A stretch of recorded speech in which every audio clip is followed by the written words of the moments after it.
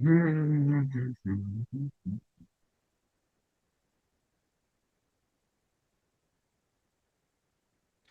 приветствую вас, дорогие друзья, уважаемые гости и подписчики моего канала. Прямой эфир. Понедельничный спивак. С альтернативным мнением прямо сейчас на связи. Дмитрий, приветствую вас.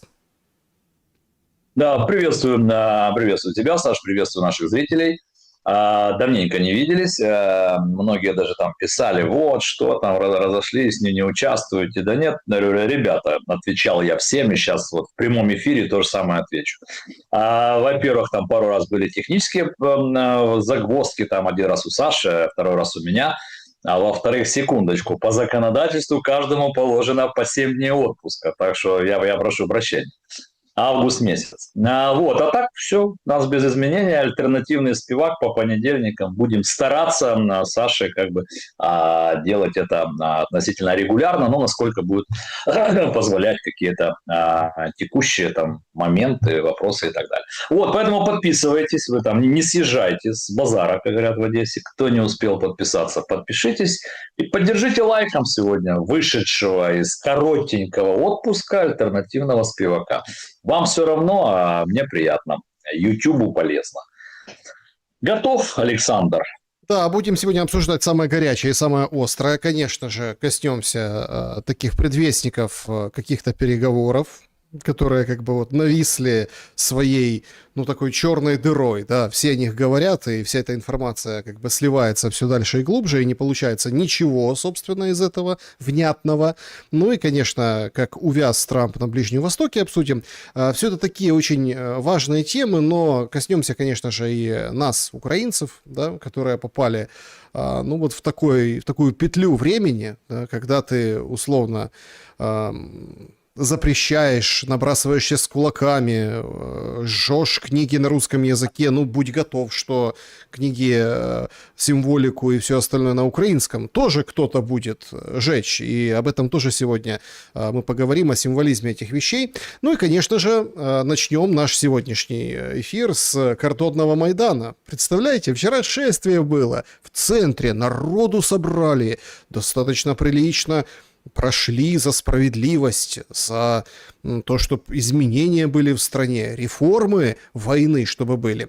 В связи с этим я, как всегда, приглашаю всех вас поучаствовать в нашем разговоре, поэтому пишите свои вопросы в сообществе YouTube, в клубе зрителей Шелест, и в конце на них будем отвечать. Ну а прежде, конечно, вопрос для вас. За что бы вы лично вышли на марш или митинг? Ну и такие варианты. За переговоры и мир, как за нормальные переговоры и нормальный мир. Вот так, давайте, да, за действенное.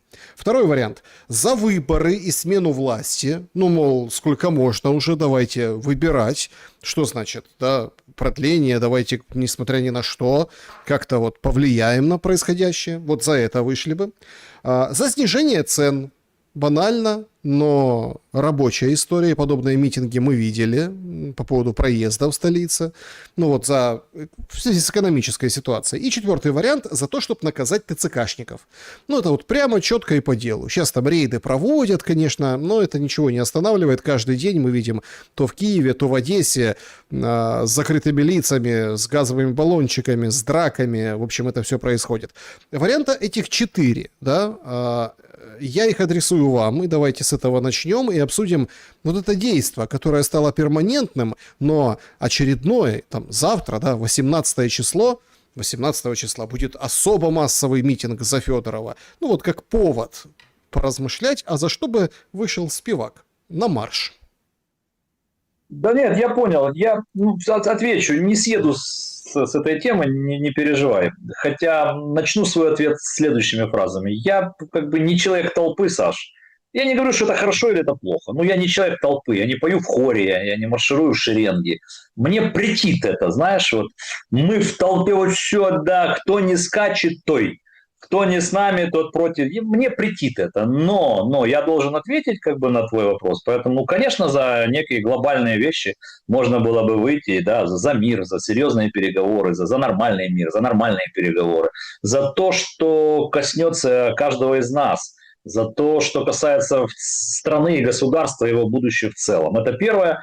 Ну и четвертый пункт у тебя, да, он очень актуальный. Но я бы чуть переформатировал, наказать ТЦКшников. Да нет, надо просто останавливать этот беспредел кровопролитный ТЦКшников. Это безумие, которое они допускают по отношению к гражданам Украины. Не преступникам, а просто к обычным гражданам Украины, которые работают, платят налоги и содержат этих мордоворотов в балаклаве. Скажите мне вообще, а в каком законе написано, что то, что они делают, они имеют право делать? Просто пусть мне кто-нибудь из тех, кто говорит что-то про мобилизацию, которая должна быть, согласен, война, мобилизация, я все понял. Но только надо начинать мобилизацию с тех, кто в первых рядах должен там быть. Молодые, умеющие держать оружие, правоохранительные органы, молодые патриоты, грантовские организации, а не то, что все животные равны, есть равнее. Вот, поэтому за это, да, можно было. Вот я ответил как бы на твой вопрос, хотя я не любитель толпы. Уж простите меня. Это первое. Теперь картонки.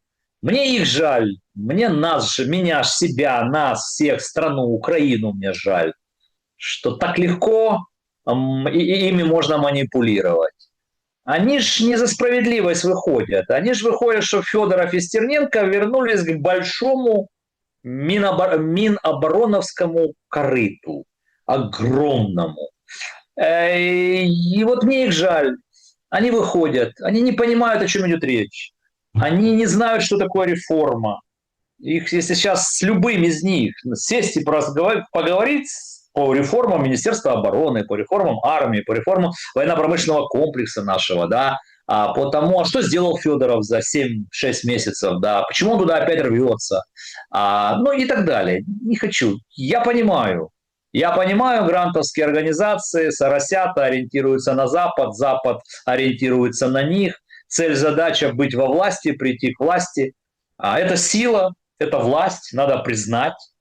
Нет другой силы в стране, кто способна вывести вот так людей с картонками. Условными картонками, да. То есть у них это получается. У них есть рычаги, они умеют формировать вот эту точку зрения. Справедливее, евроинтеграция, вот это вот все. Ну и что смешно, что там нет ТЦКшников. Странная какая-то история, блядь. Если там собрались молодые люди за справедливость, то я не понимаю, почему они с картонками, а не в славянском направлении. Ну, если за справедливость, и если они герои, и если они патриоты, а мы так погулять вышли, то почему они с картонками, а не с оружием в руках? Тем более там молодые люди, 25+. Люди, которые младше меня там на 25-30 лет. Поэтому жаль, что ничему нас, ничто и ничему нас не учит. Но Федоров поймал звезду. Он уже... еще что смешно, что, господи, уже Федоров теперь у нас икона. Жаль Валерия Федоровича Залужного как-то.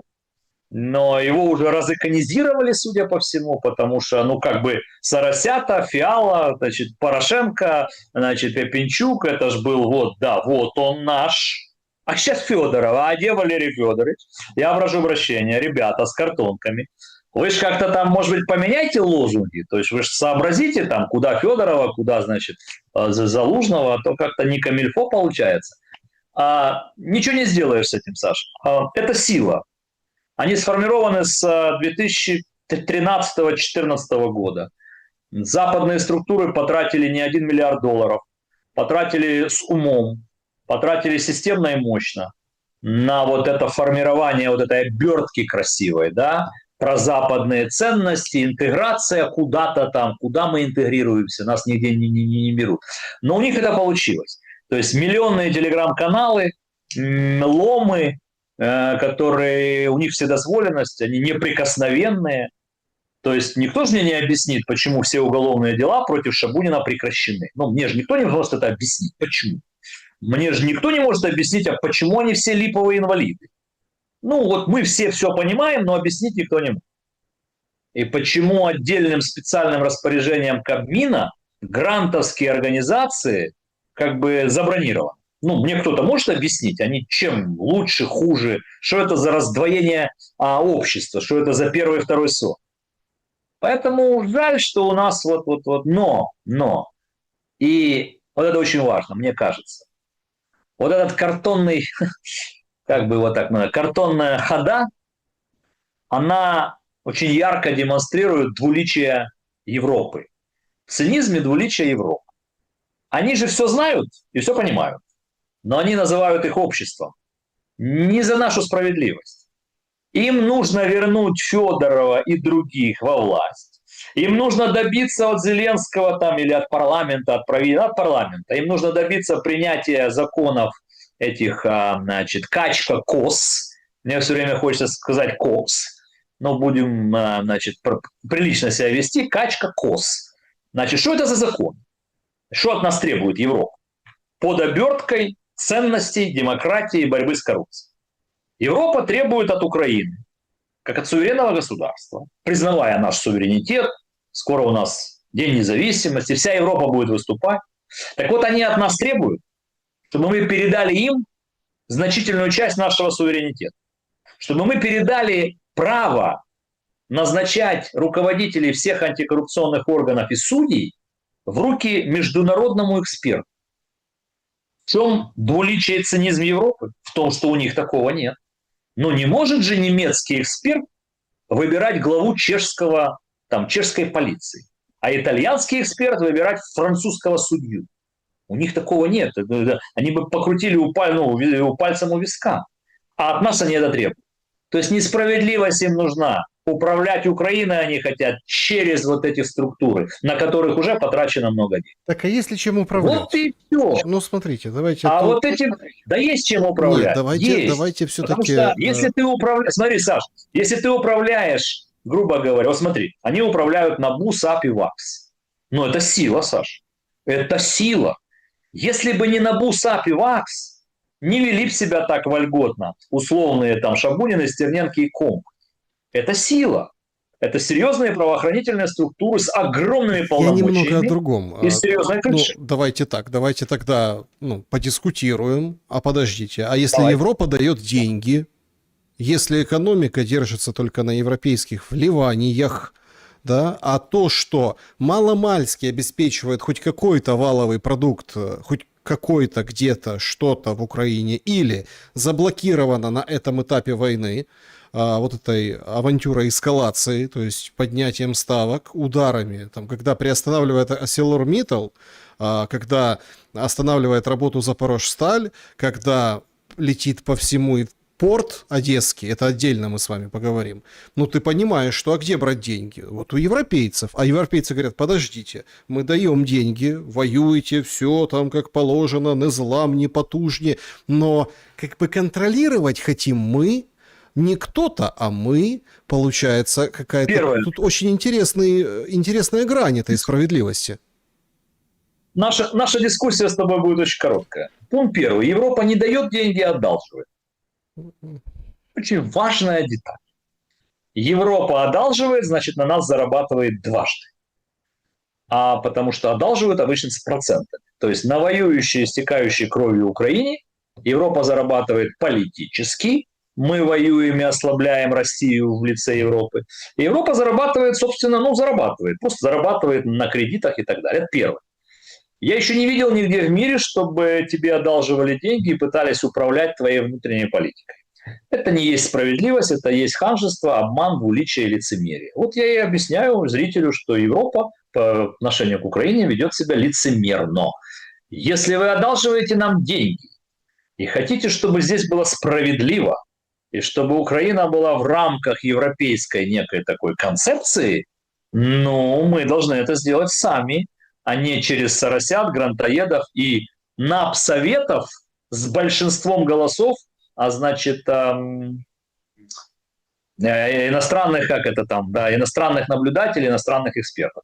Ну и я же, по-моему, еще раз повторюсь, где вы такое видели, чтобы немецкого судью избирал итальянец, а чешского главу полиции избирал венгр? Вы где-то такое видели? Нет. А они хотят по отношению к нам вот это. И я не знаю, почему товарищ Качка, абсолютный прозападный соросенок, я его знаю еще до войны, подписался на эту историю вместе с товарищем Косом. Я категорически против принятия этих законов, потому что это забирает у Украины значительную часть права распоряжаться своей собственной судьбой, а значит суверенитет. И вот эти вот как бы кредиты европейские не равные, то есть это не есть условия, или пусть они скажут тогда прямо. Вот пусть выйдут европейские лидеры и скажут: ребят, вот так, как ты сказал, Саша, тогда пусть они так скажут, ребята скажут: мы даем вам деньги, мы вам помогаем, и мы хотим вами управлять. Нас не интересует Украина как суверенное государство в центре Европы. Пусть произнесут, но они же по-другому это оборачивают, в другую обертку. Хорошо, а Поэтому если я не так? знаю. Подождите, а если вот так? Ну, вот если так, с открытыми картами играть. Ну, помните, ходил давно анекдот: а давайте объявим войну Америке и сдадимся, и будем 51-м штатом Америки. Это давно еще было, до всех событий, там, 14 года и потом 22-го. Вот если так, ну, понимаете, в чем тут как бы история? Вот я не оправдываю ни в коем случае там качку и там политику, но тут же, если перейти на как бы немножко на ступеньку выше, да, глобально. Если это не подписывать и не выполнять, американцы денег не дают. Спасибо Старлинки, спасибо хоть как-то так вот разведка, что-то где-то. Понятное дело, есть там управление НАТО, есть там какие-то моменты. Ну, допустим, американцы уходят. Европейцы, чтобы остались, нужно вот это. А так европейцы развернутся и уйдут, Дмитрий, и что? И тогда приходится принимать условия россиян, чтобы заканчивать войну. А это как бы что, капитуляция? Поэтому тут тоже очень интересный выбор. Отвечу. Тоже из нескольких пунктов. Первое. С открытыми картами, Саш, сегодня никто не играет. А в большой политике. Обычно карты закрывают, а еще некоторые умудряются пару карт держать в рукаве или в штанине. К сожалению. Честную игру в мировой политике давно уже никто ни с кем не играет. Это первое. Второе. А куда Европа уйдет? Я, если был бы сегодня советником вот при власти нашей украинской, я бы сказал: не верьте им, они блефуют. Куда они уйдут? Они же боятся русских в Европе как огня. Они ж, ну правда, они трусливые же европейцы и воевать не хотят. И они не скрывают этого, собственно. Они не готовы, им нужно время. Они почему хотят, чтобы мы воевали? Они почему нам помогают? Ну, есть же причинно-следственная связь. То, что они рассказывают с трибуны, это все хорошо. Но сегодня, значит, просто цифры скажу, да, что первое место по экспорту газа в Европу занимает США, второе место Россия, против которой, значит, Европа ввела санкции. Второе место по, значит, импорту газа, сжиженного газа в Европу занимает Россия. Европа циничная, но воевать они не хотят с русскими, они не готовы. Поэтому им нужно, чтобы мы еще там продержались годик-полтора, чтобы они подготовили свою экономику. Раз им это нужно, значит, они подбрасывают нам каких-то денег и в чем-то нам помогают. Так а за что Помогая воевать? нам, они помогают себе. Не-не-не, Поэтому стойте, никуда подождите. не... Этот нарратив, он легко разбивается. У меня возникает вопрос. Давай. А за что будет воевать? Вот я сегодня тоже читаю публикацию. Вот там тайные какие-то подземные пусковые установки шахедов или гераний, там, да, 4-5 образца реактивных России аж для того, чтобы достать страны НАТО. Вопрос, на который никто не отвечает. За что? Вот если война между Россией и ЕС, которая это так все боятся, все так перепуганы. Хорошо, а за что эта война? Абсолютно. Вот здесь я с тобой согласен. Я тоже считаю, что это блеф с обеих сторон, потому что раскручивают тему неминуемой войны, значит, некоторых европейских стран с Россией, раскручивают тех, кому нужно увеличить денежные потоки в военно-промышленный комплекс. Тот, кто изготавливает оружие. Да? То есть, если ты идешь в кинотеатр, Саш, то зарабатывают деньги те, кто делают попкорн. Да, продавая тебе попкорн. Да. Ну, если ты все время говоришь, что на тебя нападут, то ты как приличный человек покупаешь оружие. А поскольку оружие это не попкорн, то ты обычно покупаешь у тех, кто его делает. И так по всему миру. Сегодня же в 3 смены работают оборонные предприятия, в основном в Соединенных Штатах Америки. И на Ближний Восток, и на Европу, и там, на другие регионы. Просто в 3 смены. То есть огромные деньги сегодня зарабатывает мировой ВПК, вот, собственно, в том числе и на этом, да, на запугивании одних, причем я тебе скажу, что и европейские некоторые лидеры идут в эту игру, потому что у них появляется возможность использовать достаточно серьезные европейские деньги из общего фонда, тратить их по-разному. Там тоже есть коррупция, там тоже есть лоббизм своих компаний, своих... В мире все вот так взаимосвязано. Если кто-то думает, что коррупция есть только у нас, то вы заблуждаетесь. Особенно, когда речь идет о рынке вооружения. Это громаднейший рынок и в мире, и в Европе, и так далее. Поэтому еще раз, я могу ошибаться. Но я тоже считаю, что это блеф, нагнетание между там Европой и русскими. Причем такой блеф обоюдный. Да. Русские блефуют, где-то там размещая где-то что-то, пугая Европу, зная, что Европа и так не очень смелая. Европа блефует. Ну, то есть вот идет такая, кто кого переиграет, кто даст заднюю. Знаешь, это когда вот два автомобиля вот так мчатся по одной полосе на огромной скорости, кто свернет, да, первый. Поэтому, еще раз, я могу ошибаться. Но если бы я вот мог советовать, я бы сказал бы, что мы не должны вестись на все эти европейские хотелки. Это первое. И не бояться, что они куда-то уйдут. Уйдут, значит, будем договариваться вот так. Как договоримся, так и договоримся. Но нам после войны жить как государству. И государство Украина не может себе позволить вот отдать просто в руки условным грантовским структурам вообще всю внутреннюю власть страны. Ну, это неправильно, на мой взгляд. И если уж хотите брать пример Соединенных Штатов Америки, давайте возьмем пример США.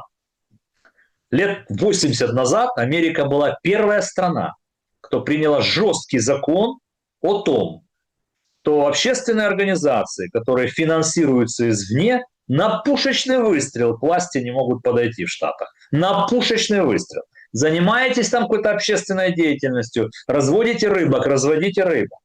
На пушечный выстрел. Там сумасшедшие строки. Согласен, красавцы.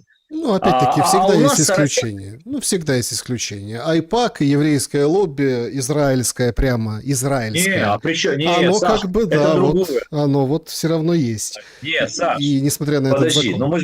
Подожди, мы же говорим об НГО. Мы же говорим о неправительственных общественных организациях. Да. А ты говоришь о глобальном там влиянии на политику определенных групп. Почему только еврейское лобби? Есть израильское лобби, есть лобби ВПК, есть лобби там, да, каких-то нефтяных корпораций. Разные есть лобби. Мы говорим о неправительственных общественных структурах, которые у нас в Украине вошли во власть. Без них ничего нельзя решить.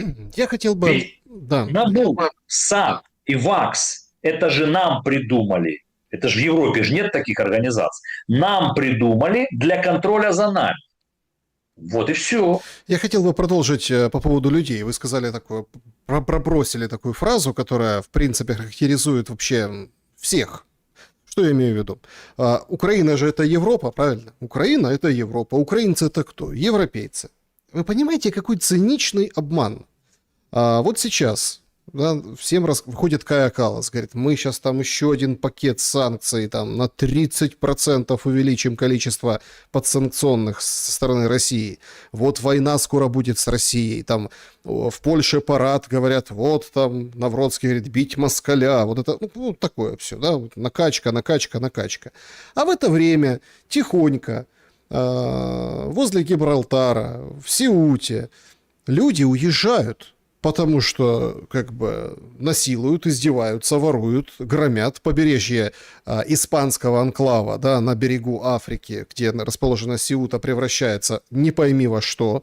Эти выходят, марокканцы, говорят, мы хотим здесь жить, мы тоже люди, и тоже, как бы, их можно понять, там берут интервью, говорят, у нас там вообще ужас и кошмар, никакой цивилизации, то есть там издеваются, там отец, в общем-то, над дочерью надругается, мы не можем в этой Марокко, и вот прям такая проблема, угроза, да, а Европа готовится к войне с Россией, хотя угроза физическая у них с другой стороны.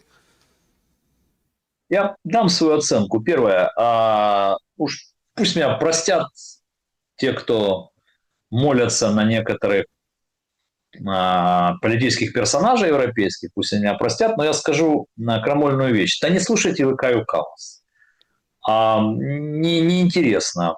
21, если я не ошибаюсь, пакет европейских санкций никак не повлияли катастрофически на экономику России. А вот украинские дроны влияют. И это видит весь мир.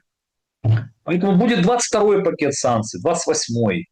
Кая Каллас и Урсула фон дер Ляйен – это та структура глобалистской Европы, которая, думаю, в 2027 году власть потеряют. Думаю, что во многих европейских странах к власти придут правые консерваторы, националисты, которые изменят структуру поведения и политическую структуру Европы. Это первое. Поэтому я давно не обращаю внимания на то, что говорит Кая Каллас. Ну, она не воспринимается же нигде. Ни в Штатах, ни в Китае, ни у русских. Ну вот Кая Каллас. Ну и что? Это первое. Второе. Да, Европа. Вот смотрите. Вот я не выезжаю за границу. У меня нет таких документов. Я 4,5 года с первого дня войны я в Украине, в Одессе, в Киеве. Но у меня же много друзей, знакомых, которые говорят, что это просто катастрофа, что в последние годы происходит во всех европейских странах. Это катастрофическое воровство. Просто такая уличная преступность просто на высочайшем уровне. У нас такого нет. Воруют везде, на улицах, в гостиницах, на рынках. И помимо воровства, вот это мигрантские все истории. Не зря же Нетаньяху назвал Британию там первой исламской республикой. И посмотрите, что в Европе, это же не та Европа. Сытая, довольная, культурная, интеллигентная Европа там каких-нибудь 80-х годов 20 века, такая сибирская Европа, это другая Европа. Посмотрите на эту грязь, на улицу, на преступность, на миграцию. Вот там, Саш, то, что ты привел пример. То есть Европа постепенно деградирует. В Европе огромные проблемы внутренние, им не до войны с кем-то, им бы там с самими собой разобраться. Потому что они своей миграционной политикой привели себя к очень негативной истории. Исламский мир начинает двигаться в Европу. Исламизация Европы происходит. И это правда. И вот эта история с Гибралтаром, Марокко, Испания, вот эта спорная часть, это лишнее. Посмотрите, что происходит. Поэтому между тем, что говорит Кая Каллас, на что вообще никто не реагирует. Представляешь себе, вот выходит глава Еврокомиссии, а на нее никто не реагирует. Вот нигде. То есть, казалось бы, ладно, там в Кремле, окей, но с ней же даже не хочет разговаривать Трамп. Ну, вот с кем что, вот о чем? Она вот что? Она представляет кого? Европейский Союз, окей, да, понимаю. Но если ты возьмешь сейчас глобальную европейскую социологию, а я думаю, что определенные спецслужбы ведут эту социологию, то мы увидим, что Германия, значит, глобалист Мерц сегодня имеет рейтинг доверия самый низкий среди всех канцлеров за последние лет 50. 13% доверяют Мерцу. Он на выходе. Я думаю, месяц-два, и в Германии будет другой канцлер. А глобалист Макрон. 27-й год, весна, он уходит с должности, он не принимает участие в выборах. Там на первых местах сегодня Марин Ле Пен справа, Меланшон слева. Глобалистов нет. Италия. Мелани и так такая правая, может быть, поменяется концепция, и Мелани станет еще более правой. Значит, Австрия, другие страны. Вот, пожалуйста, Венгрия. Мы кричали, Мадьяр наш, какой он наш, он провенгерский. Политика Мадьяра мало чем отличается от политики Орбана. Он просто Мадьяр более хитрый, но он заблокировал Украине все, что может заблокировать с точки зрения там, переговорного процесса в ЕС. Да и вообще, при чем здесь украинские интересы к нему? Он будет отстаивать интересы Венгрии, Словакии. Ну, про Польшу я вообще молчу. Не, про Польшу можно поговорить отдельно. Поляки хотят в переговорный процесс вступить. Сикорский выступает, и у нас, я думал, что будет хоть какой-то спад вот этой истории. Нет, все идет только по нарастающей. Все равно поляки обижают там украинцев, украинских детей. Там вот сообщили сегодня о том, что 12-летний мальчик и 14-летняя девочка играли игрушечным дроном, к ним мужчина и женщина, в общем, пристали, побили. Нет, как бы где есть нарушения, там потом наказывают этих товарищей, но общий фон отношения очень и очень негативен сейчас создается у поляков по отношению к украинцам. Ну а сегодняшняя история с, вот эти кадры, да, это украинка из Варшавы летела там с пересадкой, и у нее досмотрели вещи. Польские пограничники там в аэропорту, когда приходишь, тебе там идет досмотр. И, в общем, лезвиями порезали вот эти все надписи патриотические, там, героям слава, с футболки с трезубцами, куда, правда, возникает вопрос, такое ощущение, что она ничего не носила, нет, они с этикетками еще, видите, эти, то есть, видимо, продавать, наверное, везла. Ну, в общем, очень много этих футболок у нее было в багаже, и ее там тональный крем, в общем, все измазали, в общем, как специально. Жуткая, конечно, история в том плане, что подчеркивает вот это противодействие.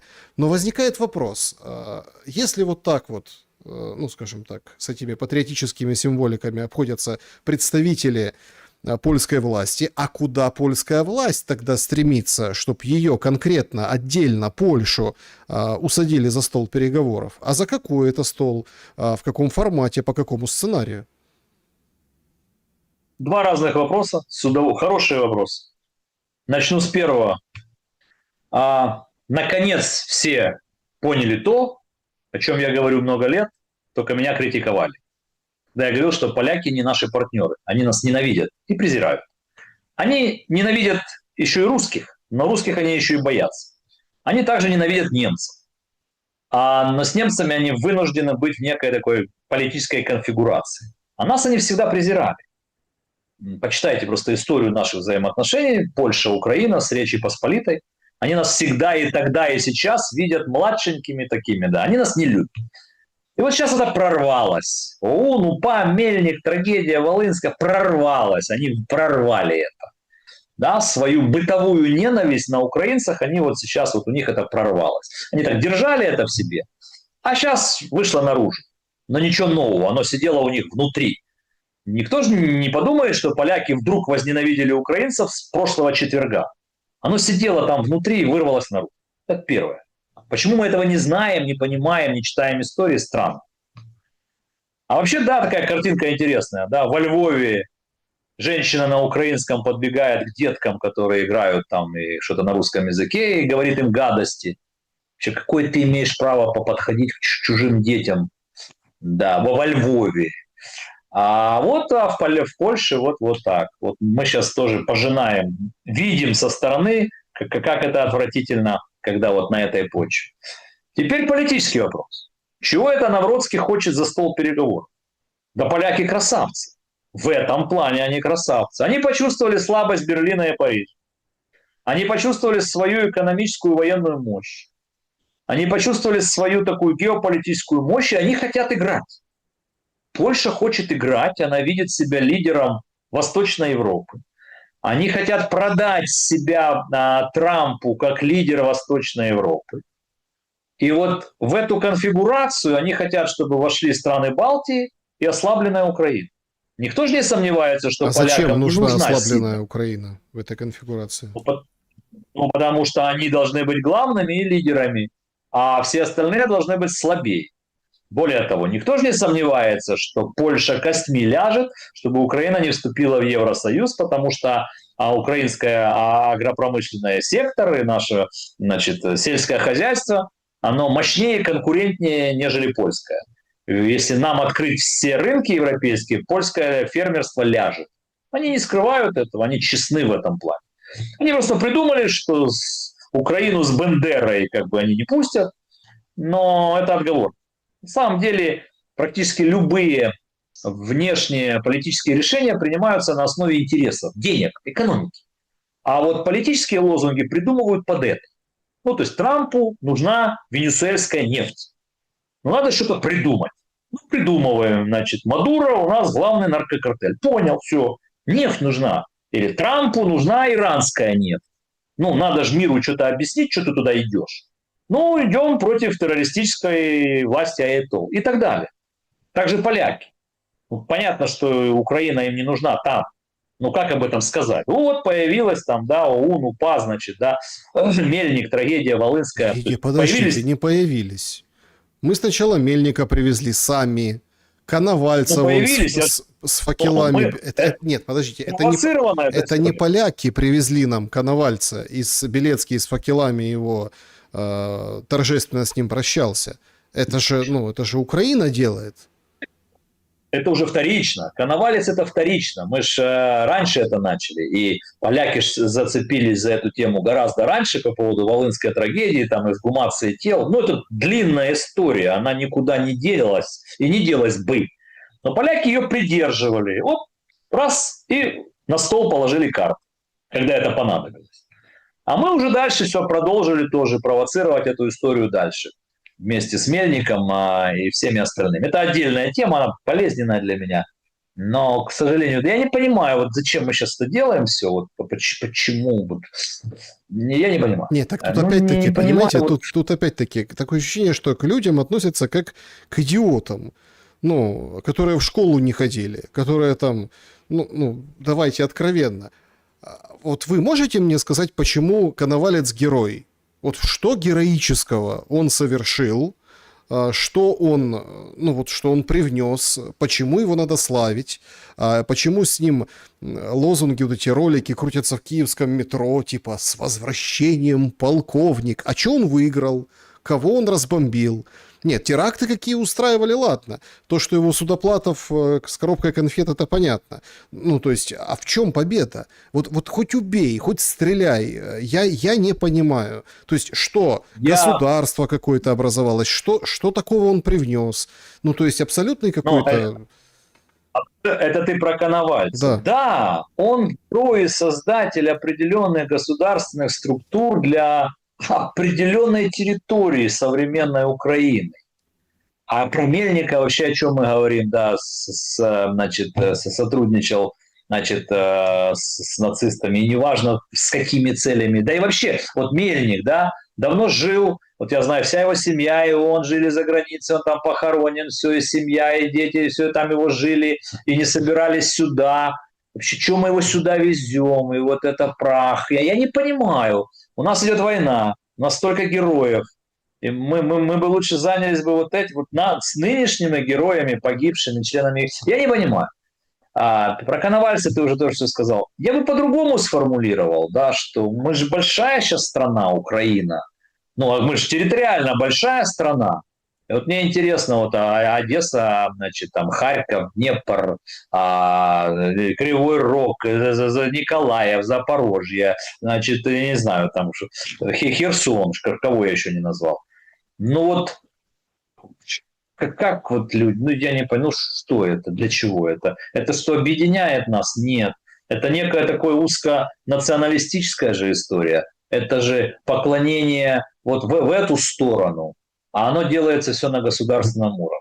Но это отдельная тема. Я не понимаю, зачем это делать. Вот в угоду кому и почему, вот в угоду вот этим 5-8%, мне так кажется. Я не знаю. Не думаю, что больше. Вот я сейчас 3 дня был там, на Западной Украине.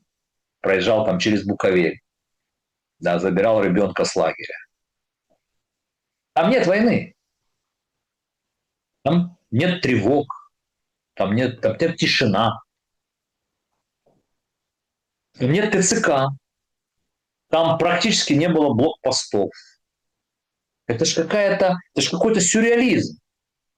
То есть на примере Одессы, там, извините меня, это других городов тоже касается, Запорожья, там Харьков, ну на примере Одессы, то есть Одессу, которую ежесуточно бомбят враги внешние, изнутри уничтожают вот беспредел ТЦКшников просто ежедневно. И наоборот, там, где тишина и нет войны, там вообще тишина и нет, но они себя называют главными патриотами. И они рассказывают нам здесь, живущими под бомбежками, что такое патриотизм. Но это же как-то же надо все видоизменять. И личное впечатление, Саша, извини, там минуту еще, да, это настолько непривычно. Там в гости, я уже рассказывал где-то, в отеле, там, видно, соседний номер, слышимость так, да, кто-то сильно хлопнул дверь. И вот первую секунду мозг, там, первые доли секунды тебе мозг дает команду вот как-то вот машинально пригнуться, прикрыться, дети, первую секунду. На вторую, третью секунду ты понимаешь, ну, что ты вот здесь, да, и это не то. Представляете вообще, что с нашей психикой за эти 4,5 года? Потому что для тебя это не... Ну как? Там тишина, там ничего нет. Все ходят, гуляют, улыбаются. Ну, это же не оправдывает И невежество. не, я никого не оправдываю, я просто вот рассказываю, что вот насколько мы большая страна вот территориально. То есть ты проехал там 700-800 километров, и все, и нет войны. А ты возвращаешься в Одессу, и просто катастрофа, какая ужас. Об Одессе. Румыния сегодня сообщила о самом массированном обстреле украинских портов на Дунае. Недавно обстрелы украинских портов на Дунае достигли пика на радарах Минобороны рядом с румынским воздушным пространством, но все еще в Украине фиксировали более 100 дронов, атаковавших украинские порты на Дунае 7 раз за последние дни. Это официальное заявление исполняющего обязанности Минобороны Румынии Раду Мируце. Конечно, он сказал, что большинство дронов сбило украинское ПВО. Статистику по дронам, конечно, нам дают пока что, хорошую дают, но вот эту вот статистику по баллистике засекретили.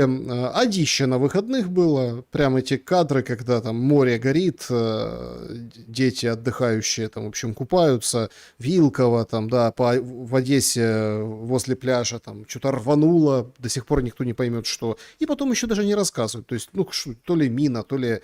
Там же эти дроны, которые сбиты, они же рассыпаются и плавают там, с ними фотографируются. То есть удары колоссальные. Возникает важный вопрос. Вот он важный.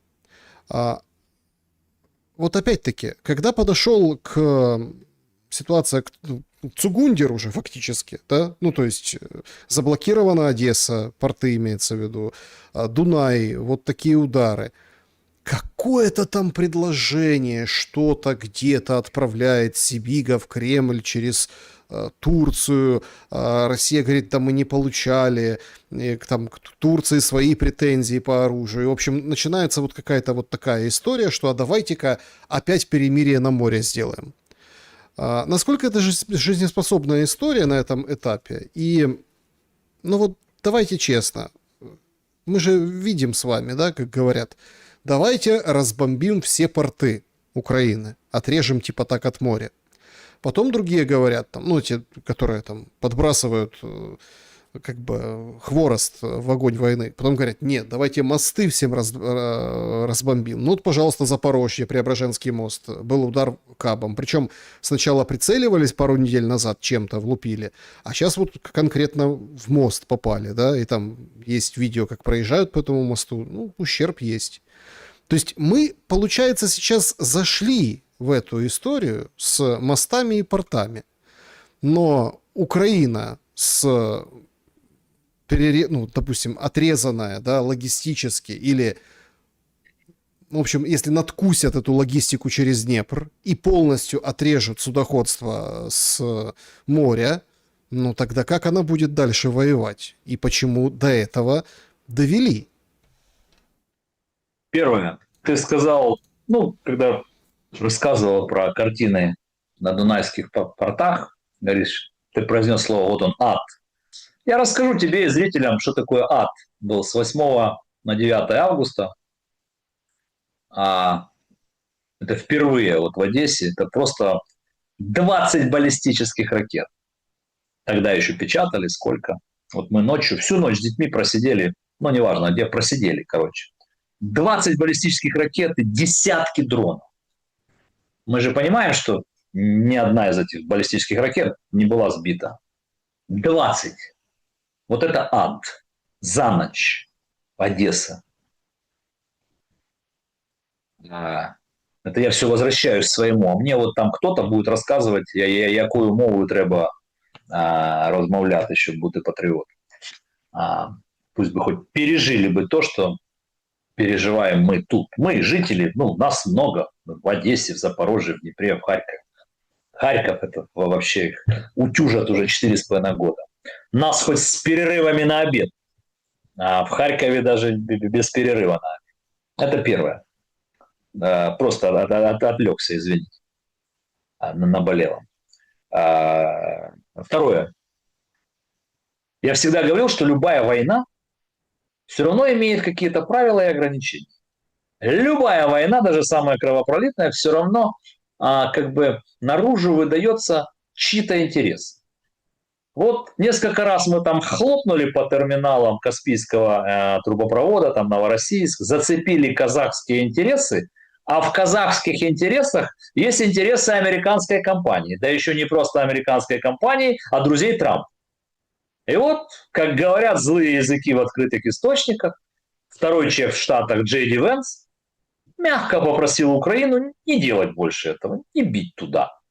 И мы как бы не бьем туда. А что мы можем сделать? Мы туда не бьем, будем бить сюда. Это тоже очень такая показательная история.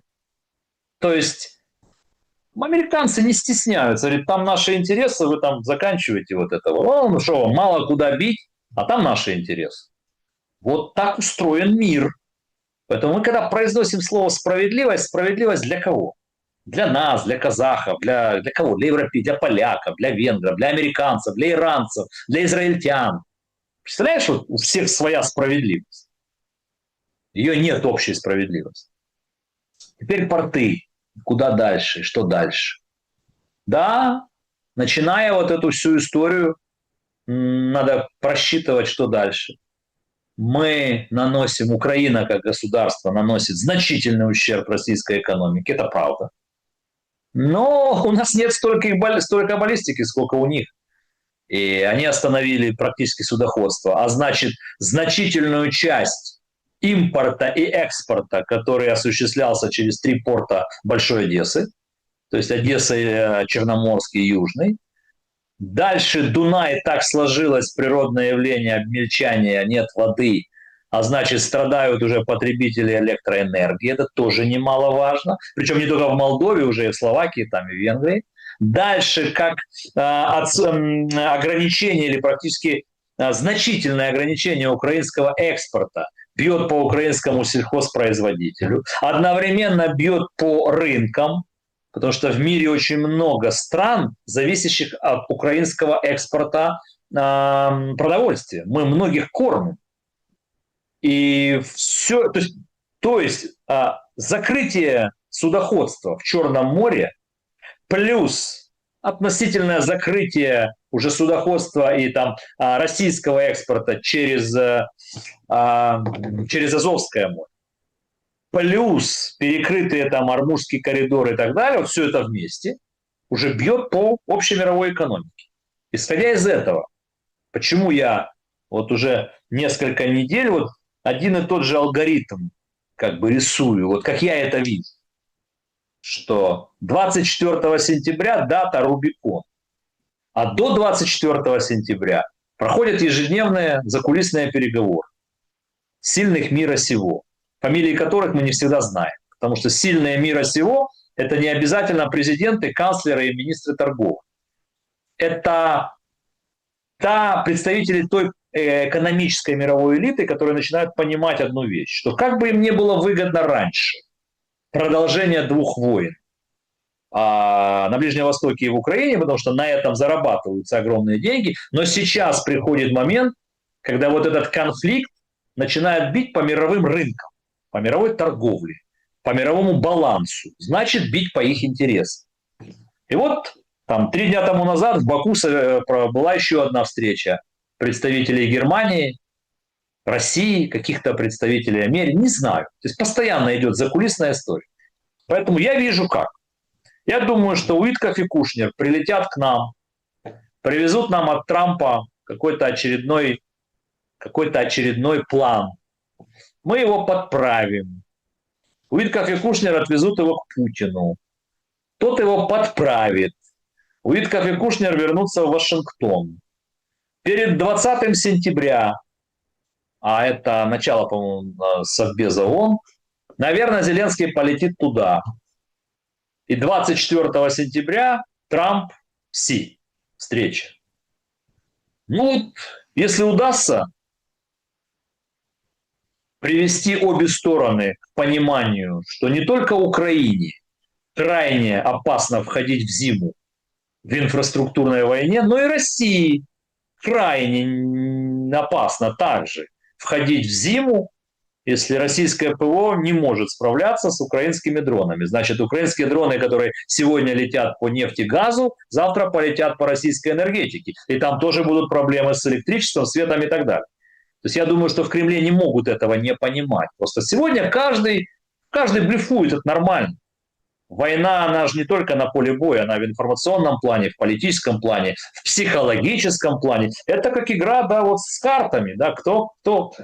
Вот мне просто кажется, что 24, я почему говорю 24 сентября, это встреча Трампа и Си. И вот я много уже говорю о том, что октябрь – это вот то окно возможностей, где мне очень хотелось бы верить, что удастся прийти к инфраструктурному воздушному перемирию. Скажем вот так.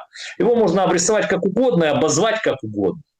Но что вот может удастся, да, вот привести обе стороны как бы к обязательствам того, что вот мы они вот не будем Смотрите, ну уничтожать это опять-таки, энергию. может быть, по логике, ну там, понятно, желаний, там, там, одних людей, ну, таких, как вы. А есть же такие, как Трамп, понимаете?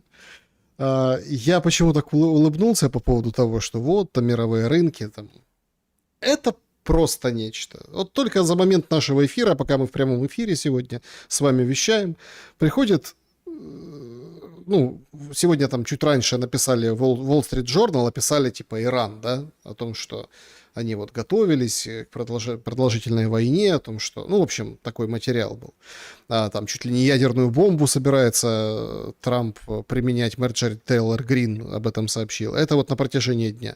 Выходят саудиты, и источники там сообщают, что одобрили продолжение перемирия между США и Ираном. 17 число сегодня, это как бы последний день 60-дневного этого перемирия. Его продлили. Ну, то ли на плюс 60 дней, то ли еще на какое-то количество дней, непонятно. Но тут внимание, это просто что-то с чем-то. Трамп, ему звонят с Fox News и говорят, ну там вот Оман с Ираном, вот они договариваются. Сейчас же Персидский залив тоже уже начал переориентироваться. Все говорят, ребята, ну, может, там 300 лет нужны эти ваши американские войска, может, как бы вот по-другому, там свои блоки, свои какие-то, ну, вот эти, там тем более Кушнер сейчас с Хамасом поговорил, сейчас в Израиль едет. То есть там вот закручивается абсолютно другой разговор. Выходит Трамп и говорит, если Оман встанет на нашем пути, мы разбомбим его до полусмерти. Я уже прям это вижу. Значит, для тех, кто забыл, Ормузский пролив – это пролив между Ираном и Оманом. Есть как бы основа – это туда по иранскому коридору путь, а чуть-чуть меньше, но тоже можно ходить, это вот со стороны ближе к Оману. Я представляю уже Трампа бомбящего и Оман, и Иран. Вот это будет весело мировой экономике, Дмитрий. Я думаю, что Трамп постепенно может прийти к тому, что на его вот такие вот перестанут реагировать. Он загоняет себя в свою же ловушку, в какой-то собственный капкан вот этой своей риторикой, но к нему привыкли. Ну, сказал и сказал. Это же не значит, что он собирается бомбить Оман. Он такой. Он все прекрасно понимает. Ему нужно договариваться с Ираном, просто пока непонятно как. И вот Кушнер в Каире, и вот он в Хамасе, сейчас Нетаньяху. Это же надо еще уговорить Нетаньяху. У Трампа это не получается уговорить Нетаньяху. Я уже в какой-то программе говорил, что такое израильское лобби. Представляете себе, президент огромной Америки не может совладать с премьер-министром маленького Израиля. Ну, не получается. Тот говорит нет, и все, и нет. И вот и нет. Представляете себе, насколько Америка как бы обязана или какие безы имеет перед Израилем. И тут дело не в Трампе. Сегодня Трамп, завтра другой президент. Стойте, конечно, в Трампе. А кто спонсировал его предвыборную кампанию? А разве предыдущие американские президенты как-то иначе относились к Израилю? Да нет, это пожизненная история между Америкой и Израилем. Просто Трамп наиболее ярко выраженный был произраильский американский президент. Это правда, да, с переносом там в Иерусалим, ну и так далее. А сейчас не знают, что с этим делать. Поэтому Трамп против себя, как бы, как это сказать, против себя, слова не могу подобрать, значит, вот многие маленькие богатые страны Персидского залива. Вот смотри, Трамп уже вынужден был сегодня сделать то, что ему не нравится, но он был вынужден поздравить Турцию, Саудовскую Аравию и Пакистан с их военным союзом. Мне кажется, что он глупо выглядел, Дональд Фредович. Ну, все же понимают, что тебя это не может радовать, что это фрагментация НАТО. Ты же не можешь не понимать, что страны перестают, во многие страны, в тебе видеть главный зонтик. Что вот саудиты и турки, а турки это члены НАТО, подписались под оборонный союз там с пакистанским ядерным зонтиком. И Трамп вынужден был их поздравить, потому что Турция это член НАТО, союзник, Саудовская Аравия это союзник, Пакистан, ну как бы точно не враг. Он не знает, как оттуда выбраться. Вот с этой ситуацией, в которой он себя заводит. А вот этими высказываниями про там Грин, вот это конгрессменша, что мы там ударим ядерным оружием.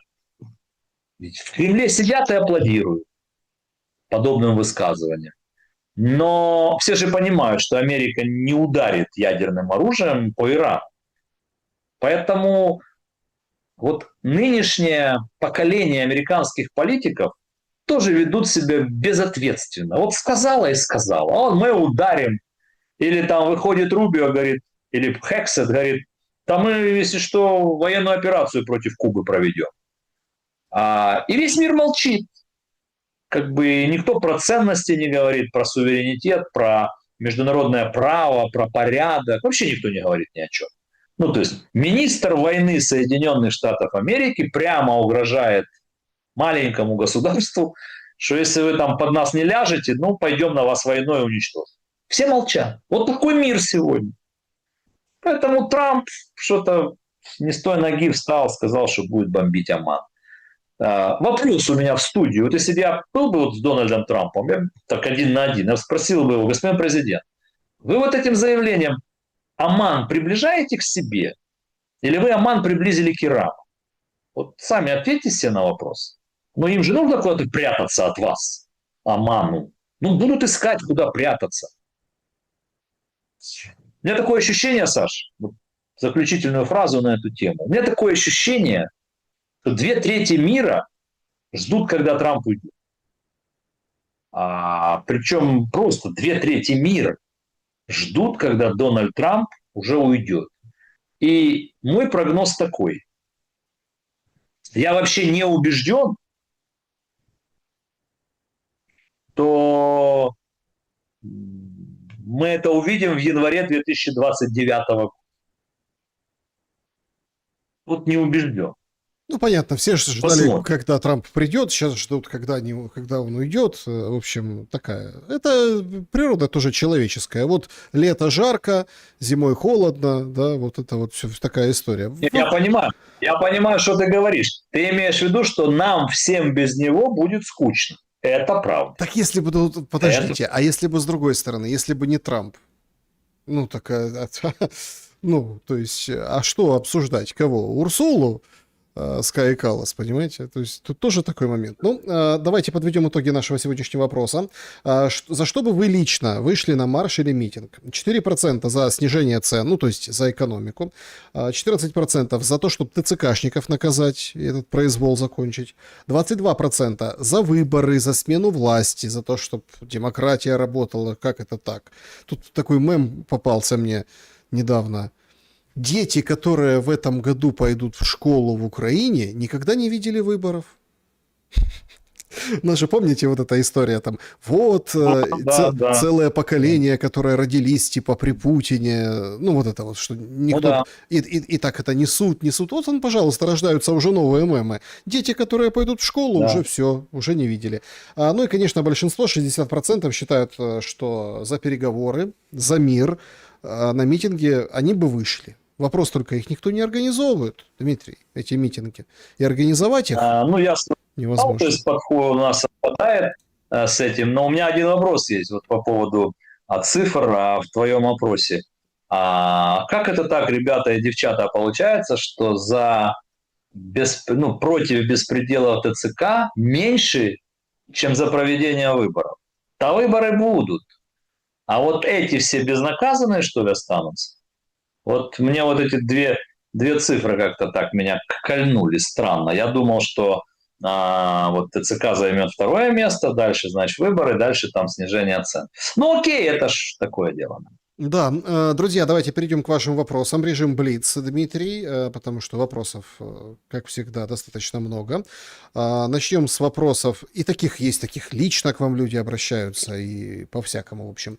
Вот в клубе зрителей Алла пишет. Вопрос Дмитрию. Я уже спрашивала о том, что если Россия для вас враг, и вы все ненавидите ее, то почему удивляетесь, что к вам, Украине, Россия относится как к врагу? А вы тогда меня обвинили в том, что я не понимаю разницы между словами и делами. Но разве это не главное правило в жизни — отвечать за свои слова? Может, проблема в том, что Украина никогда не отвечает за свои слова, и все договоры из-за этого рушатся? 23 еще февраля 22 года Украина не ненавидела Россию и не считала ее тотальным врагом. Поэтому здесь очень важно, кто первый начал, безусловно. Украинская ненависть, она ответная на смерти, на войну, на весь тот беспредел. А какие должны быть чувства? Ну, на ваш взгляд, вы напишите, если вам не сложно, какие должны быть чувства. Это первое. И второе, кто там что выполняет, кто не выполняет. Такая таблеточка для памяти. Все первые лица России на протяжении 20-21 годов, ну, до начала войны, их часто же спрашивали, там, да, конфликт. Все первые лица России говорили, да никогда, чтобы Россия пошла на Украину войной, да вы что. Вот, поэтому вероломно нарушили свои обязы. Про 2014 год промолчим. Поэтому вы все-таки следствие причины, мне кажется, перепутали. На мой взгляд. О следствиях, причинах. Анжелика, Крым. Уважаемый Дмитрий, вы говорите, что во все учебники истории войдет факт, что Россия напала на Украину, а у меня вопрос, войдет ли в учебники истории тот факт, что компрадорские элиты Украины продали свою страну вместе с людьми и ресурсами глобалистам для войны с Россией и методично к ней шли? Или это не факт, на ваш взгляд? Спасибо. Конечно, не факт. Это для дискуссий. А то, что Россия начала широкомасштабное вторжение в Украину, это факт медицинский, о чем огласил Путин 24 февраля 2022 года в 4 утра. Это есть факт, он войдет в историю. То, что вы говорите, это политология, это размышлизмы. Украина зависима, Запад стремился, нами играли. Нас-то и это, и то, и так, и можно было так, и можно было не так, и разные элиты, и много мы просрали, и экономический потенциал, да, это все есть, и огромные экономические потенциалы, где-то мы могли иначе, и по-другому, это все можно писать, книги об этом, и во многом правы, во многом неправы, нормально, абсолютно, кто-то повелся, кто-то не повелся. Могли ли мы развиваться иначе? Ну, возьмем пример с Польши. Они же могли с 1991 года провести мощнейшие реформы и стать сегодня одной из серьезных экономик европейских. А у нас был потенциал в разы мощнее польского, а мы все профукали из-за коррупции там и так далее. Поэтому, но это не факт, это дискуссия. А вот то, что Путин пошел войной на Украину, это факт. Вот и вся разница. Угу. Алексей, добрый день, Александр, Дмитрий. Как только Зеленский официально на голубом глазу выйдет и заявит о нейтральном статусе Украины, боевые действия закончатся и на другой день начнутся переговоры. Хотелось бы услышать ваше мнение, Дмитрий, о таком сценарии и перспективе по состоянию на сегодня, 17 августа 2026 год. Желательно без морковок, свадьбы в Малиновке и нами играли. С уважением к вам. С уважением, как зовут человека? Алексей. Алексей, это некорректно с вашей стороны задать вопрос и подсказывать мне, как мне ответить. Ну, правда же, вы задали вопрос, поставьте, а вдруг мне хочется про морковь, да, или про какую-то другую параллель провести. Ну, по-разному, да, не подсказывайте, и я справлюсь. Первое, де юре. Президент Украины не может выйти и это объявить, потому что это прописано в Конституции. Спасибо Петру Алексеевичу за наше счастливое будущее. Сложнейший процесс, как это забрать из Конституции, когда общество еще не готово. Это первое. Второе. Этот вопрос все равно будет в в числе глобальных вопросов будущего мирного соглашения. Приостановка войны, замораживание конфликта – это одна история. Подписание глобального мирового соглашения при посредничестве американцев, китайцев и при прохождении этого документа через Совбез ООН – другая история. Вот не решивший вопрос с НАТО, глобального мира не будет. Я вот об этом тоже говорю. Видите, обошелся я как-то без морковок, но в следующий раз не подсказывайте мне, с чего начинать. Хорошо? Сергей, помню, Спивак не раз повторял, что Украина сама прорубила себе зерновой коридор и плевать хотела на Россию. Вопрос, почему сейчас она не может это сделать? То же самое. Это не Спивак повторял, это просто медицинский факт. Вы просто плохо, или у вас с памятью, возьмите там телеграм-канал и откройте там 23-го года. Все увидите. Что было, как Россия, что хотела, какие зеркальные договора, Украина, Турция, Россия, Турция, и как потом, каким способом все это прорубили, и начался экспорт, импорт, и Россия ничего с этим сделать не могла. Это был медицинский факт. Неважно, что говорит Спивак, просто так оно было исторически. А почему сегодня это нельзя сделать прямо сегодня утром, мне сложно сказать. Наверное, ситуация сложнее, наверное, Россия бьет по всем подряд кораблям вне зависимости, чьих будете, и поэтому судоходство остановлено. Я же хочу, чтобы вы понимали тоже, что такое остановлено судоходство. Это же не значит, что украинские порты не способны принимать или отправлять суда. Это значит только то, что страховые мировые компании диктуют свои условия, и что серьезные судовладельцы не хотят рисковать своим имуществом. А моряки просят двойную, тройную оплату. Но я вас уверяю, не торопитесь, судоходство восстановится. Путем переговоров, не переговоров, восстановится. И тут, и там. Потому что там тоже оно пока не может восстановиться. Более того, и Новороссийск, только просьба Джей Ди Венса к нам. И то просто потому, что там у казахских интересов есть еще и американские интересы. Если бы не это, то и там бы все заблокировали бы в Новороссийске. И никто бы ничего не сделал бы. Чуть-чуть шире постарайтесь, откройте шоры. Так тяжело вести дискуссию, когда напротив сидит человек в шорах. Он все понимает. Так нельзя. Если дискутировать о чем-то, то давайте какими-то объективными вещами будем. Я другого не понимаю, почему Украина не может заблокировать судоходство и экспорт российский в Балтике. Вот это интересный вопрос. Там можем, а там не можем. И я, кстати, сейчас без иронии это говорю. Я не знаю ответа на этот вопрос. Я небольшой специалист. Что это происходит там? Потому что Балтика – это достаточно серьезный процент российского экспорта. Многого всего разного. Не только Черное море и Азовское, но у и Украины есть выход к Балтийскому морю? Нет, у Украины нет выхода к Балтийскому морю. Я говорю, почему мне ответ. Вопрос просто... это далековато, я понимаю. Дроны по-разному летают, Александр.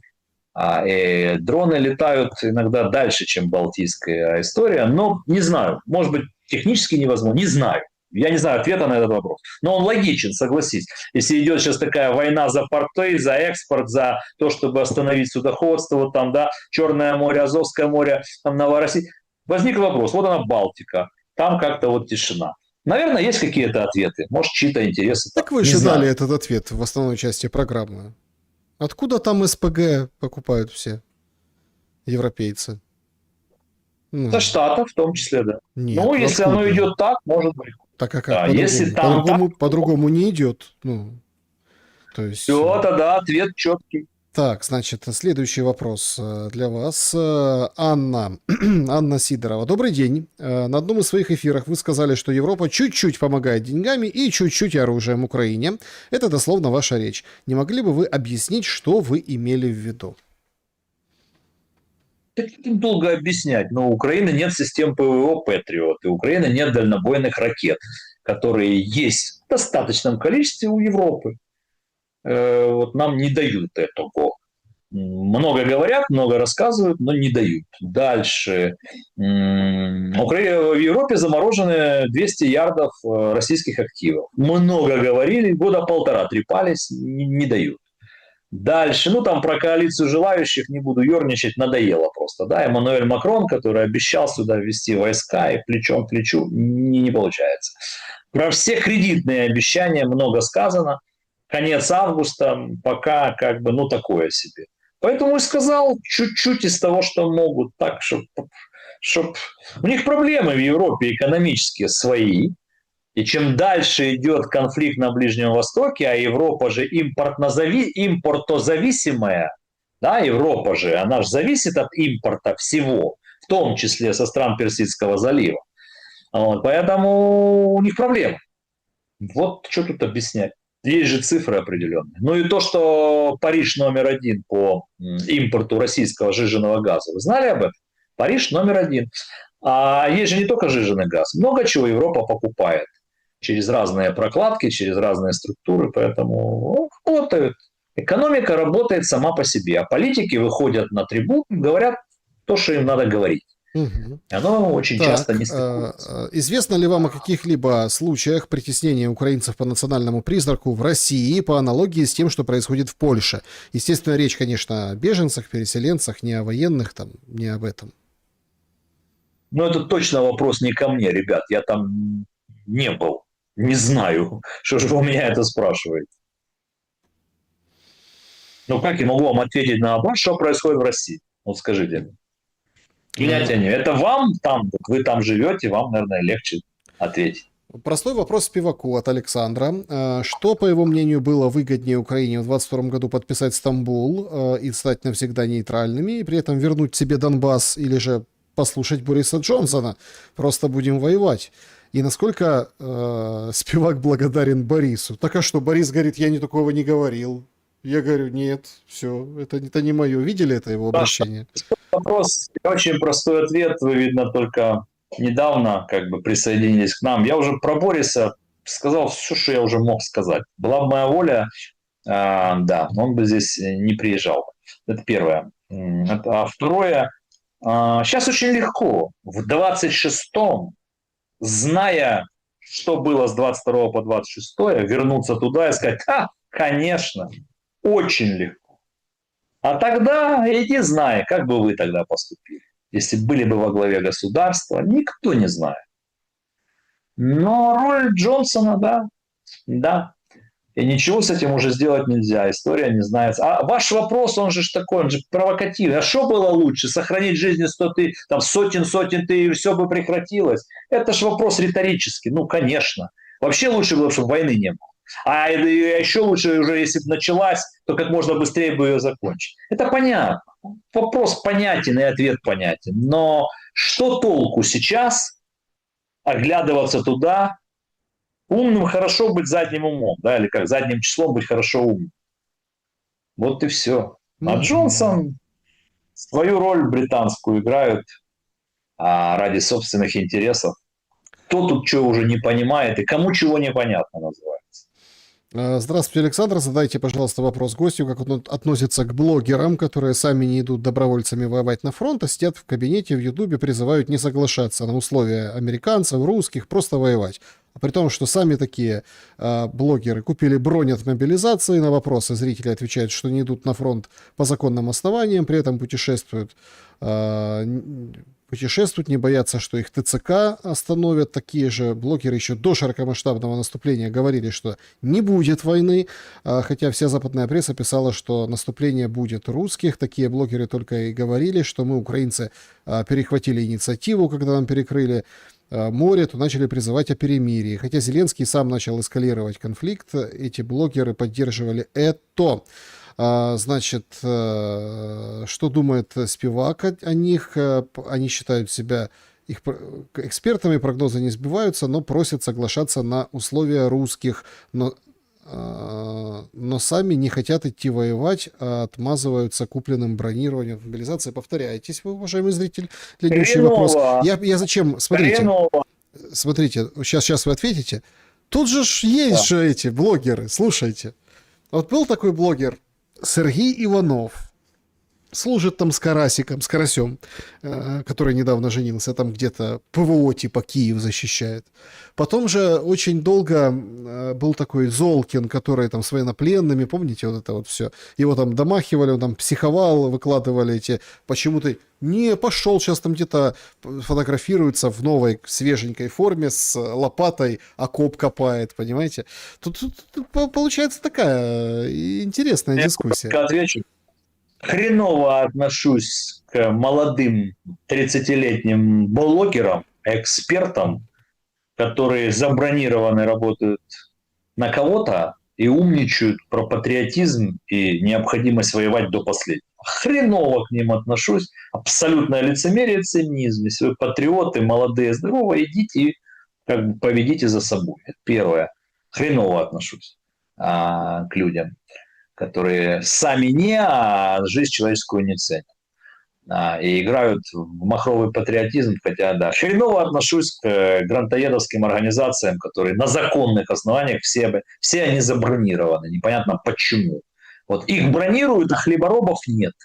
Уже на комбайнах некому работать. Уже водителей уже пишут, что уже не хватает водителей хлеб перевозить с хлебозавода. Уже скоро разбегутся все по хатам, по норам. Мужики выходить скоро не будут. Их не бронируют. А блогеров, блядь, бронируют. Поэтому как я отношусь? Хреново. Короткий ответ. Вот хреново, точка. Дальше. Я уже забыл, там много в этом вопросе, столько всего было. Длинный очень вопрос. Но я только запомнил, как я к ним отношусь. Вот хреново. Ну и по поводу того, что говорили, что войны не будет. Да. Так и я говорил. И почему только блогеры? И политики все говорили. В это никто не верил. Я прям помню, как все, несмотря говорили там все, здравый смысл, но этого не должно было быть, этого не может быть, думали тогда мы. Ну там провокации, ну на Донбассе, ну да, может быть. Но что вот, да, никто не верил. Ну да, согласен. Ни один здравомыслящий человек такое представить себе не мог. Тогда, еще раз, тогда. Поэтому да, было такое дело, а оно случилось. Как бы Спивак сегодня прекратил войну, если бы у него была такая возможность, спрашивает пользователь в чате. Да не, ну это детский вопрос. Это ж какой-то, да, давай поиграем в песочник. Я не знаю как, я не президент, я не обладаю всем пластом информации. Это вам так кажется, что все, что пишут в Телеграме, это вот мы все знаем. Да мы с вами десятой доли не знаем того, о чем разговариваем. Закулисно. Я же приводил вам пример, он очень яркий. Вот мы бы с вами 100 лет еще не знали, что Абрамович приезжал в Киев. Вот так случилось, что нам дали это узнать. Но мы бы об этом уже не узнали. Значит, много чего есть, о чем мы не знаем. Кто куда летает, кто о чем говорит, какие условия. Не то, что нам говорят. Это себе информационная война. Месседжи друг в друга. А о чем реально говорят? Поэтому не обладая всем этим, не обладая цифрами нашего потенциала экономики на войне, на фронте, ну как, что это за детский сад? Спивак, а как бы ты вот это вот? Я не знаю. Я не знаю. Это президент должен думать. Это вот, не знаю. Как найти вот эту конструкцию относительно удобоварим. Вот. И так, чтобы с этим согласились еще все мировые игроки. Мы в одиночку же не можем закончить войну, правда же? Это же конструкция уже большая, и участников много, прямых и косвенных. Почему мы не можем в одиночку закончить войну? Подождите. Мы с вами начинали наш сегодняшний разговор с суверенитета, да? И о том, как вот эти негодяи... Страна не может закончить войну в одиночку. Это на двоих играют, как минимум. А в нашей ситуации много сил, подожди, которые прямо... Да, вот поэтому я и задаю этот вопрос. Вдвое то понятно, что одни и вторые. А вы же говорите сейчас о зависимости и созависимости, поймите. А конечно, это же уже не суверенитет. Подожди. Ну, понятно же, что так или иначе играют здесь американские интересы, китайские интересы, европейские интересы. Ну, дофига всего вокруг этого. И как можно в один... Никак. А учитывая непримиримость сторон, то как можно без посредников это заклинать? У Трампа же без посредников не получается. Потому что, когда стороны воюют и идет взаимная ненависть и диаметрально противоположные условия, ну, должны появиться глобальные посредники, которые постараются как-то вот это все нивелировать. Вот я и сказал, что в одиночку это не можем. А поскольку я не знаю, кто посредники, о чем говорят, что предлагают, но это было бы абсолютно безответственно с моей стороны сейчас рассказать, не знаю. Но мне кажется, Сложнейший вопрос. смотрите, мне кажется, здесь очень важно понять, что должна быть какая-то сила. Ну, вот сила. А вот эта формула «мир через силу», опять-таки, должна быть какая-то сила, которая скажет «ша», ну, там, внутри вот этим, там, не знаю, картонкам это как пример, да, вот вы назвали картонки силой. Ну вот, например, представим, что условно, ну как зритель какой-то писал, выходит Зеленский и говорит, все, мы нейтральны, Конституция, убираем, сейчас собираем это все дело, там находим эти конституционное количество депутатов, убираем пункт НАТО из Конституции, короче, все, возвращаемся, Конституция не на паузе, поехали, все, мир. Тут же выйдут вот эти все сила какая-то, да, которая будет... Это мы делаем, а русские, что мы от них требуем взамен или ничего? Просто мы говорим, и все. Я против. Нет, подождите. Мы сейчас говорим о мире в одиночку. Так, мир в одиночку невозможно. А дальше что? А все остальные вопросы как? Так и будет или что? Нет, вот так все. подождите. Одно дело... Ну, то есть тогда возникает же другой вопрос, за что воюем? Не, за что воюем, это... Саш, к сожалению, для нас кто воюет за что? Народ, армии, что? Государство. Это эмоциональная история. Она Нет, это не хороша для эмоциональная эфиров. история. Не, это не эмоциональная. Я говорю сейчас... Я тоже так могу. Я сейчас кто о другом... воюет, человек важна, это все нет. Мы же говорим о том... Я говорю о другом процессе. Для того, чтобы установить мир, должна быть сила. Сила, что никто не выйдет, не сбросит, скажет, ах, это нас предали. Есть такая сила. Но, к сожалению или к счастью, не знаю, ее не существует в единственном числе. Раньше этой силой была одна страна, Соединенные Штаты Америки. 5 лет назад. А сегодня нет, не получится. Ну, я давно же об этом говорю, зрители постоянно не дадут мне соврать. Да? Только США и Китай могут стать той, если договорятся сами друг с другом, той силой, которая могут повлиять на обе противоборствующие стороны. То есть, если Трамп условно и Си Цзиньпин условный примут решение, что здесь надо заканчивать, они смогут это сделать. А что-то Украина должна будет сделать, может быть, то, что ты сейчас сказал. Что-то Россия должна будет сделать в ответ на то, что должна сделать Украина. Это называется компромисс. А то, что ты полфразы произнес и поставил точку, это не называется компромисс. Подождите, мысль моя заключалась в другом. Мысль моя заключалась в том, что мир будет в любом случае через силу. В этом мире будут, образовавшимся путем того же компромисса, будут очень многие недовольны. Понимаете? Ну, конечно. Но вот отвечу. Вот это хороший твой тест. И будут вот недовольны. И тут нужно, смотрите, именно жесткой рукой задавить всех тех, кто будет звать продолжение войны или вторую серию, или всех кого угодно. Вот это то, с чем мы столкнемся. Знаешь, в чем заключается трагедия? Когда война идет там 5-7 месяцев, как там США, Иран, да, уже почти невозможно ее закончить так, чтобы были довольны все. А когда война идет 4,5 года и сотни тысяч погибших, ее невозможно закончить так, чтобы были довольны все. Вот это правда. И нам не удастся, и эта война не закончится так, чтобы были довольны все. Часть общества по обе стороны будут катастрофически недовольны. К чему я это клоню? Что после войны будут очень сложные социальные и политические процессы в нашей стране. Невозможно ее закончить. То есть закончить войну, чтобы было полностью довольно твое общество, можно было бы только в одном случае, когда твой противник подписывает акт о капитуляции. В любом другом случае половина будут счастливы, что война закончена, Но обязательно политики будут использовать вот эту тему, а за что же это было, а что же мы, а как же мы. Обязательно будут использовать. Но не потому, что они так думают, а для того, чтобы в парламент пройти. И играть на вот этих электоральных нотках человеческих. И они тоже будут в чем-то правы. А что ж тогда, ради а почему, а как? Вот это плохая история. Когда кто-то спрашивает, а можно ли закончить войну так, чтобы все были довольны? Нет. Вот уже нет. И вот это серьезно.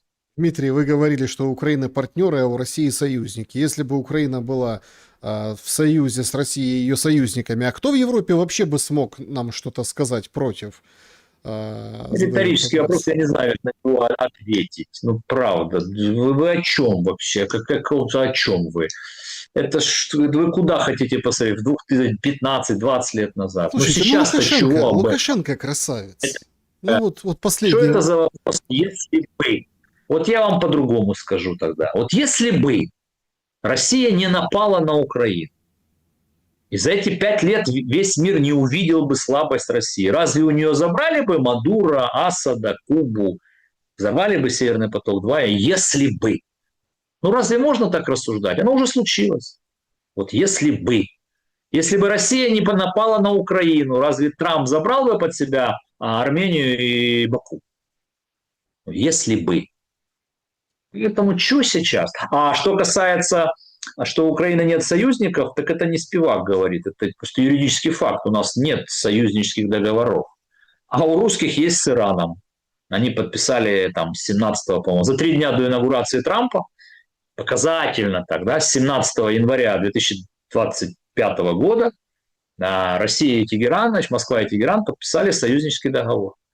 Ну, с Китаем у них стратегическое союзничество, партнерство. Вот они не союз, они стратегические партнеры.